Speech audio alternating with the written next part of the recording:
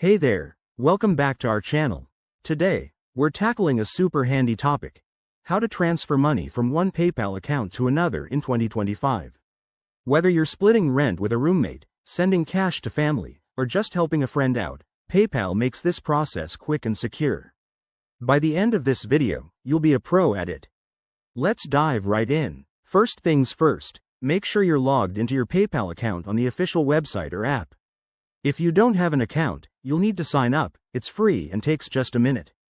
Once you're in, head over to the Send and Request tab, which is usually front and center on your dashboard. This is where all the magic happens. Next, click on Send Money and enter the email address or phone number linked to the recipient's PayPal account. Double-check this to avoid any mix-ups. Then, type in the amount you want to send. Remember, PayPal might show you any applicable fees up front, especially for international transfers, so keep an eye on that. You can also add a personal note to let the recipient know what the money is for, like, for dinner last night, to make it more friendly. After that, review all the details carefully. Make sure the amount, recipient, and note are correct. If everything looks good, hit Confirm to complete the transfer. In 2025, PayPal has made this even faster with enhanced security features, like two-factor authentication, so your money stays safe.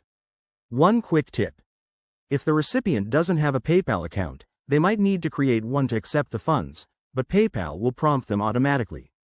Also, watch out for currency conversion fees if you're sending across borders.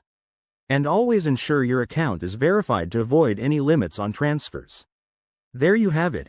That's how you transfer money from one PayPal to another in just a few simple steps. It's straightforward, secure, and perfect for everyday use.